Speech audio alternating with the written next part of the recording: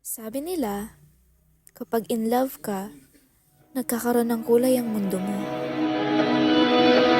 Dahan-dahan lang, sa gitna man ng daan, mga saglit. Sabi pa nila, love takes time.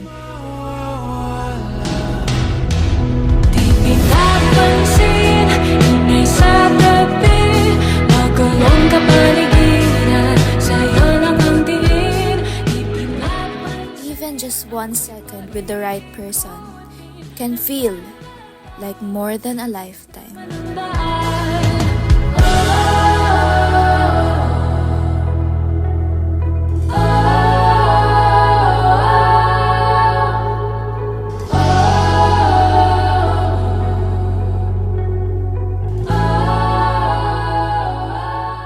Ngunit lahat ng bagay ay may hangganan.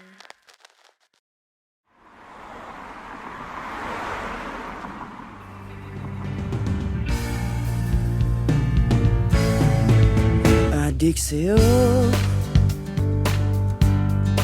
awit sa akin,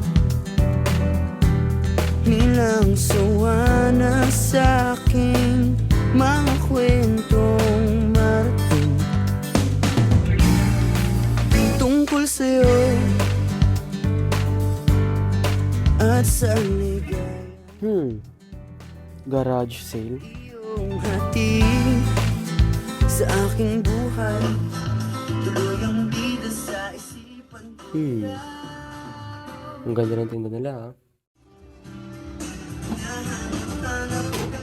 Gano'n po yun?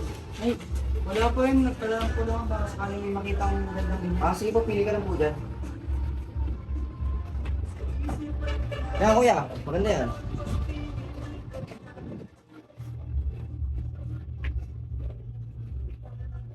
Uy! Ano to?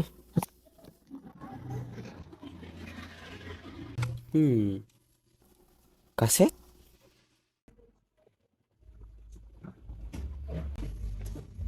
Magkano po to? Dyan po, 50 naman po. Sige po, kunin ko na po. Sige. Ma! Oo! May bibili! Sige, balot mo na yan. Sige po, kunin ko. Huwag niyo na po ibalot. Sige, okay po. 50 pesos po, no? Yes.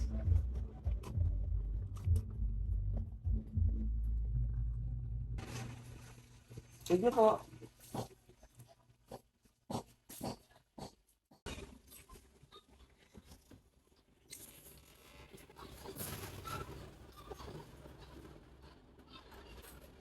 Ay, nakuwi na po ako. Kumain ka na ba? Opo, Sana ka meron po muna ako. sa itan. Ay. Alam niyo po ba kung saan tayo piniplay?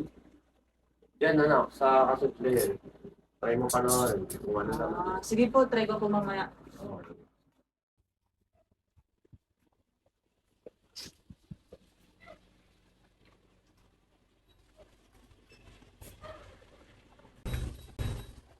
Para kay Jean? Reyes? Sino yun?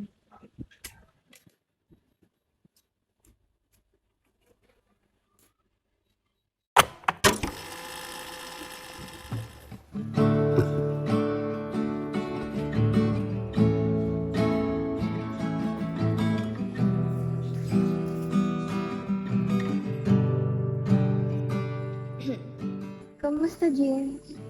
Naalala mo pa ba?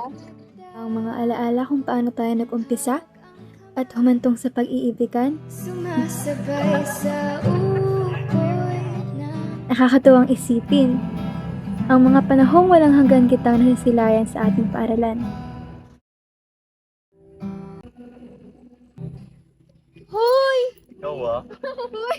Hindi gusto mo siya no? Sa tuwing lagi kang dumaraan sa harap ng silid namin, at sa tuwing palagi kitang nakikita sa daan ng pararoonan ko pag-uwi. Yun pala, magkalapit na ang ating tahanan sa isa't isa.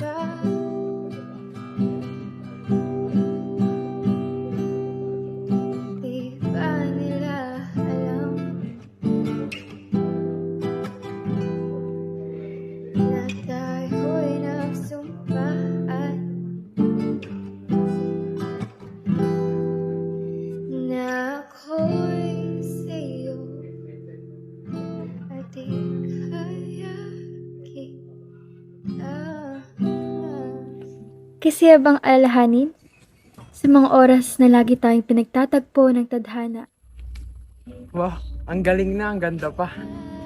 sa lahat ng sitwasyon. Naroon ka. Naaalala mo pa ba? Ako ang unang lumapit sa'yo. Kahit walang patutunguhan ng ating pag-uusap, makilala mo lang ako at maging kaibigan mo ay sapat na sa akin. Sa mga oras na yon, may takot akong nararamdaman na baka hindi mo ko pagtuunan ng pansin. Magtaka ka sa biglaan kong paglapit sa'yo.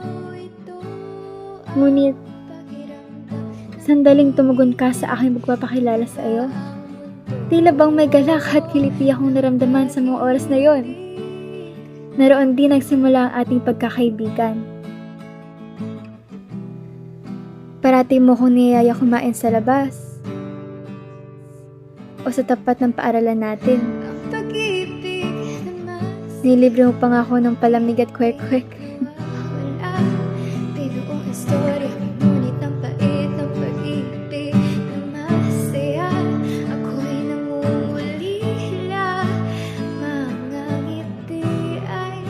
Natatawa na lamang ako sa'yo dahil sa mga biro mo kahit hindi naman nakakatawa. Minsan nga, napapaisip na lang ako na paano ka magkakaroon ng kasintahan at nakaya pa kitang pagtiisan sa ganyang estilo ng ugali mo. Lubos akong natutuwa maging kaibigan mo. Naaalala mo pa ba? Sa mga oras na humahakbang ang ating mga paa pauwi galing paaralan, tinanong mo ko kung maaari na kitang sagutin. Nung una, naguluhan pa ang aking isipan na paano kung maling desisyon lamang pala ang mapamahal sa'yo. Ngunit sa huli, nanaig pa rin sa akin na sagutin ka. Sapagkat sa tuwing nariyan ka lang sa aking tabi, gusto ko'y kahit tuling ay hindi na mapigilan pa. Simula nang maging tayo, lubos pa natin nakilala ang isa't isa. Lagi kang nasisilayan ni Mama sa labas ng tahanan namin. Kaya't natatakot ako ng labis na baka hindi siya sumang-ayon sa atin. Ngunit, nanglaban mo ang ating pag-ibig. Paglipas ng ilang araw, nagulat na lamang ako na lagi mong pinapaniwala sa mga matatamis mong salita si Mama at nakikipagtawanan ka sa mga kapatid ko. Siguro, dahil sa mga inaakto mo, yun yung dahilan kung bakit ako nahulog sa'yo.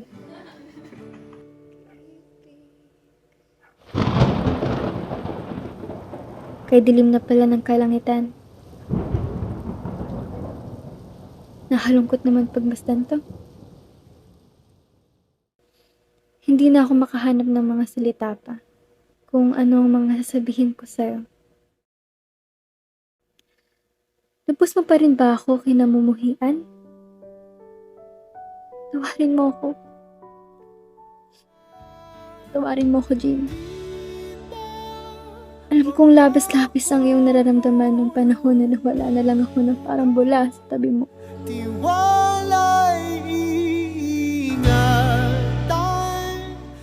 Malas ako nang walang paalam sa'yo. Minsan, nawawalan na ako ng tiwala sa panahon. Hindi na ako pinayagan para nasa itaas. Hindi na ako pinayagan ng oras para makasama ka. Pilit na tayong pinaglayo ng panahon. Alam mo lamang kung gaano kalaki ang aking kagustuhan na manatili pa sa iyong tabi. Pero wala talaga. Nanaig pa rin sa akin na piliin na lamang itong itago sa'yo. Itago sa'yo ang katotohanan. Bakit ako, Jean? Natakot ako na lalo pa kitang saktan. Kaya't mas pinili ko na lamang kamuhian mo ako.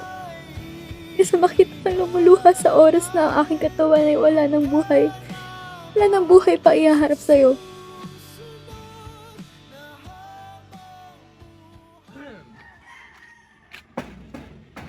Bea!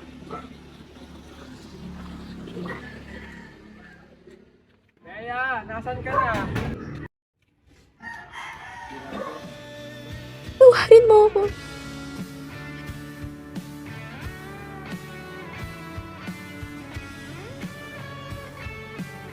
Hindi ko nais na mawala sa iyong pilit. Ngunit kailangan ko itong gawin. Para sa'yo. Para sa nararamdaman mo. Tay, okay ka lang ba? Opo, Tay. Bakit ka umiiyak? Pinapakinggan lang po ako. Paano? Matulog ka na, maaga ka pa bukas.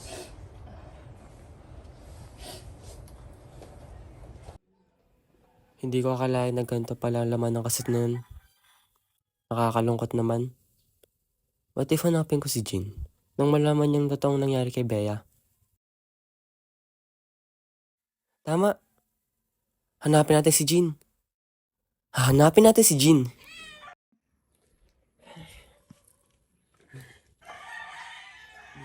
Jean Reyes.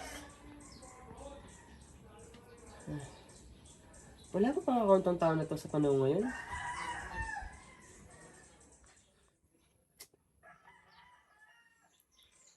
Ano ba yan? Halos buong araw akong naghahanap ng solusyon. Makita o mahanap ko lang si Jean? Jean Reyes? Hays, bakit wala? Kani-kanino na rin ako nagtanong. Kung saan rin ako napadpad. Website, Facebook, Twitter, pero wala talaga eh. Jean Reyes.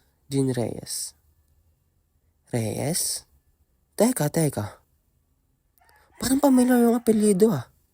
Parang may kakilala akong Reyes. What if tanong ko sa kaibigan ko?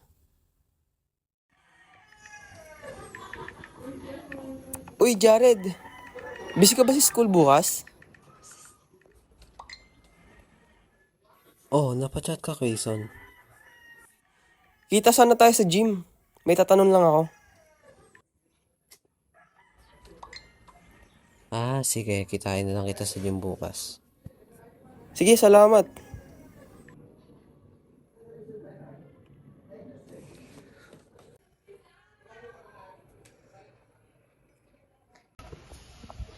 Uy, friend! May nakilala ka bang Jean Reyes? Bakit ano bang meron sa kanya?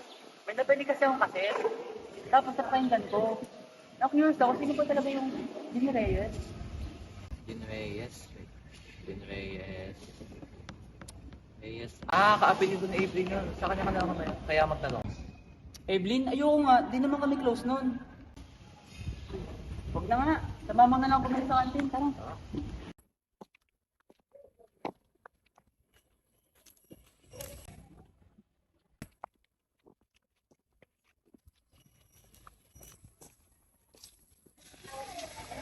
Uy, Jericho! May tinatanong na sana ako. May kakilala ka bang Jean Reyes yung pangalan? Jean Reyes? Wala eh. Di pamilya. Sa iba itanong mo. Ba't mo pala na itanong? Ay, naku. Sige na nga. Wala yun. Sige, salamat.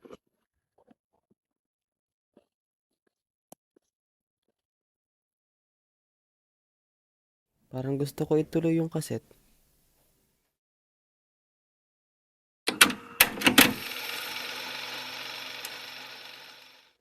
Hindi ko na alam ang aking gagawin dito. Kung hindi tumugtog na lamang gamit ang bagay sa aking bisig ngayon. Naaalala ba ba? Nung ako ay nasa ika-10 baitang, nagkaroon ako ng gitara. At simula nung araw na yon, walang humpay na akong nagpapatugtog ng mga kundiman ng musika. Dahil doon, marami nagbibiro sa akin na, bakit mo hinahara na si Jean? Sa totoo niyan, nais kong makarinig at maranasan ang paghaharana mo. Ngunit di bale na. Alam ko naman kung gaano nakakatuwa ang boses mo sa tuwing umaawit ka. Alam mo ba, ito ko lagi pumaparoon mula nung nawalay ako sa'yo. Kaya't gumawa na lamang ako ng musika tungkol sa'yo. Palibhasa, malapit naman nang mamatay ang taong ngumulila na ako sa'yo. Hinihiling ko na sana mapakinggan at matanggap mo ang kasetang ito. Dito ko lamang talaga ilalabas lahat ng nararamdaman ko para sa'yo. Gusto ko nang humingi ng tawad sa'yo.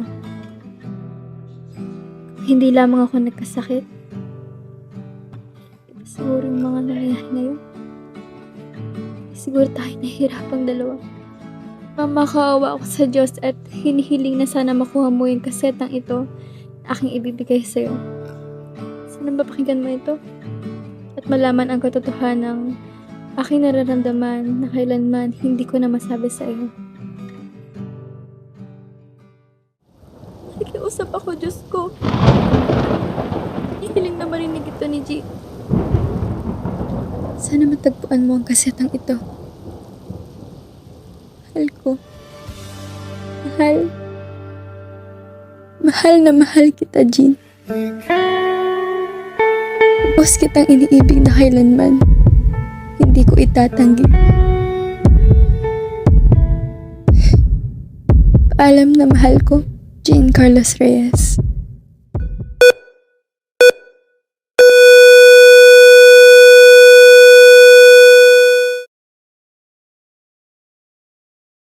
Kung sino man ang makatagpuan nito, magmamakaawa. Ipapalit mo ito kay Jean. Nakikiusap ako sa'yo.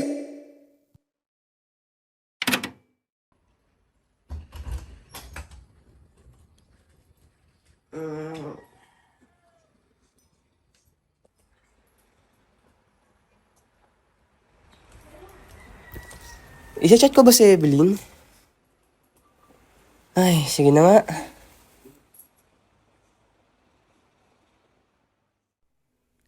Hello, morning. Ako to si Grizon, yung kaklase mo. Ano kasi may tatanong lang sana akong importante. Ang tagal niya mag-reply. Sino to? Si Grayson? Oh, good morning din, hehe. Ano kasi may tatanong lang sana akong about dun sa pagmamayari ni Jean.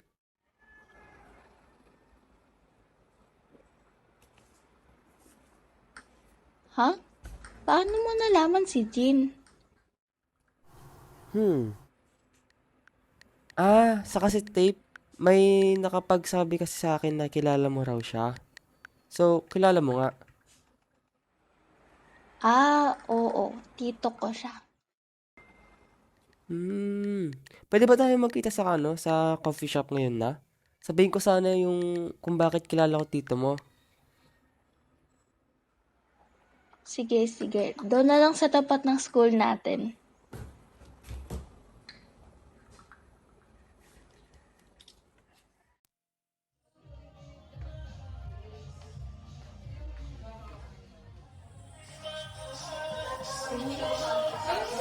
Hello. Sorry na late. Hindi, okay lang yun. Gusto mo ba ng kape? Kahit wag na, salamat. Doon pala kay Jean, about doon sa sinabi kong kaset. Nakita mo kasi yung kaset na dapat ibibigay sa kanya ng isang babae. Ito. Teka, si Bea ba? Naging kinukwento ng tito ko yun sa amin. Ay, talaga ba? Tsaka, anong laman ng kaset na to? Ano kasi, sa tingin ko, so buti siya muna makakala ng kung ano naman ito. Sige, pwedeng dalhin kita sa kanya, tapos ikaw na rin yung magbigay sa kanya para makapagsalamat din siya sa'yo. Ay, talaga ba? Thank you ah. Walang anuman. Tara? Tara.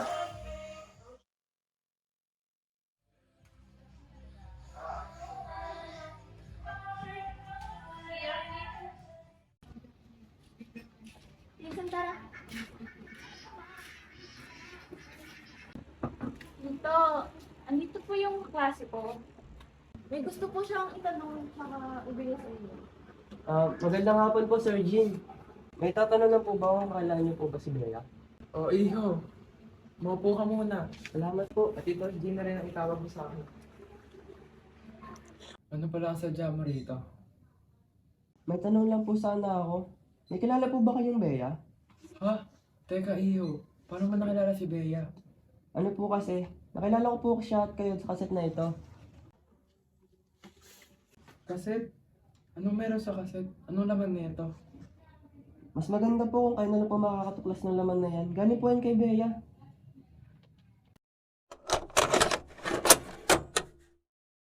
Salamat, Iho. Alam ko nahirapan ka sa paghahanap sa akin. Ngunit lubos pa rin ang pagpasalamat ko sa iyo.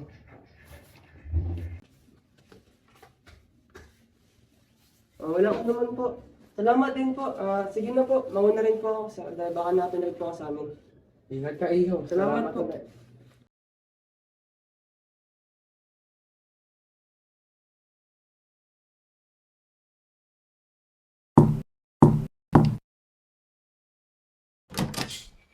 Oh, Kuya Jim, naparito po kayo. Pasok po kayo. Salamat.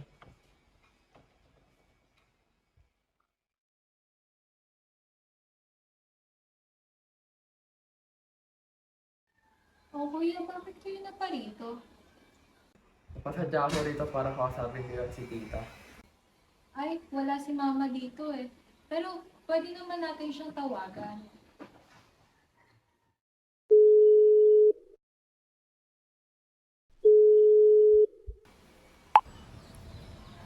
Oh, napatawag ka na. Na, nandito po si Jane. Kakamustahin kakausapin daw po kayo ni Jane. Si Jean? Bakit daw? Mas mabuting sa kanya na naman ba? Sige, bigyan mo na sa kanya. Oh, kamusta ka na, Jean? Magandang araw po, tita. Ito po, maayos naman po. Namumulila pa rin po sa anak niya. Alam mo na ba? Yung alin po? Yung kasit po ba? Opo, ito nga po, oh. Binigyan ka pala ni ate ng ganyan. Hindi namin alam. Ang alam namin ay gagawa siya ng paraan para ipaalam sa iyo yung kondisyon niya. Yun pala sa pamamagitan ng kaset. How sweet. Ay kuya, naalala ko, ginawan ka rin pala ng kanta ni ate. Batid ko nga, nasa kaset na ito. Gusto mo ba siyang puntahan? Oo, nasasabik nga ako siyang puntahan. Nasaan na ba siya? Wala na si Ate Bea, kuya. Tuloy na siyang mamaalam sa mundong ito. Gusto mo ba samahan ka namin kuya sa punto niya?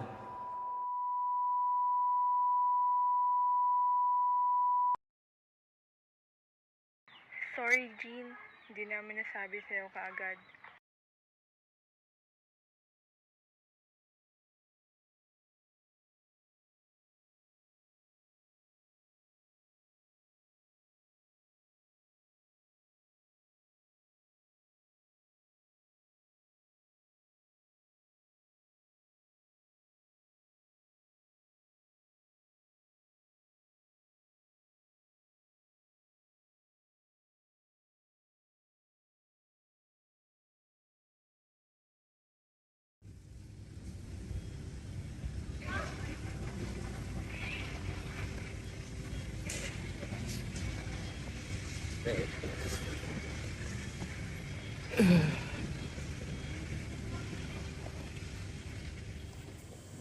Kamusta ka na?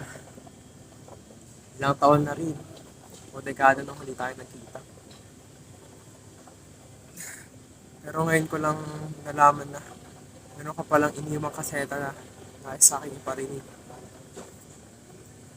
Pumanin at ngayon ko lang ito nalaman. Kung kailan tanda na ako, mahina na, wala nang magawa.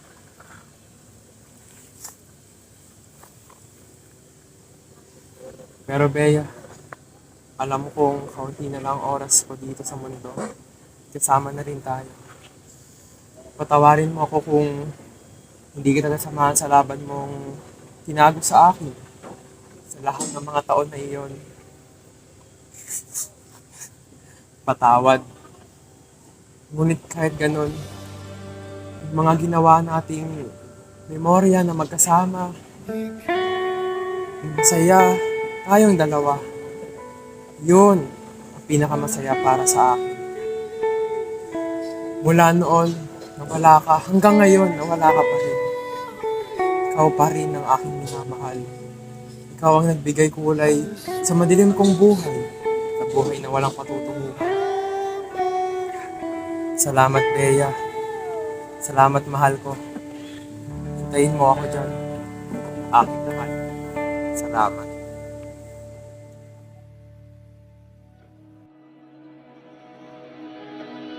Wah, ang galing na, ang ganda pa. Lakad pili dito ka sa gym!